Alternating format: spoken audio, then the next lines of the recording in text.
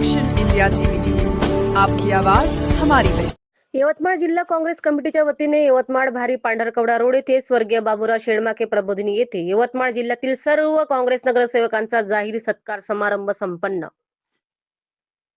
यवतमाळ जिल्हा काँग्रेस कमिटीच्या वतीने यवतमाळ भारी पांढरकवडा रोड येथील स्वर्गीय बाबूराव शेळमाके प्रबोधिनी येथे यवतमाळ जिल्ह्यातील सर्व नवनिर्वाचित नगरसेवकांचा माननीय श्री माणिकराव ठाकरे माजी मंत्री, माननीय श्री शिवाजीराव मोघे माजी मंत्री, माननीय प्राध्यापक श्री वसंतराव पुरके माजी शिक्षण मंत्री महाराष्ट्र राज्य, माननीय आमदार श्री बाळासाहेब मांगळूकर यवतमाळ विधानसभा क्षेत्र, माननीय श्री वामनराव कासावार माजी आमदार, माननीय संध्याताई सवालाखे अध्यक्ष महाराष्ट्र प्रदेश महिला काँग्रेस,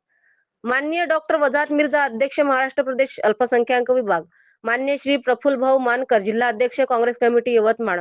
माननीय सौ वंदनाताई आवारी अध्यक्ष यवतमाळ जिल्हा महिला काँग्रेस कमिटी, माननीय श्री भैयाजी पवार प्रभारी यवतमाळ जिल्हा,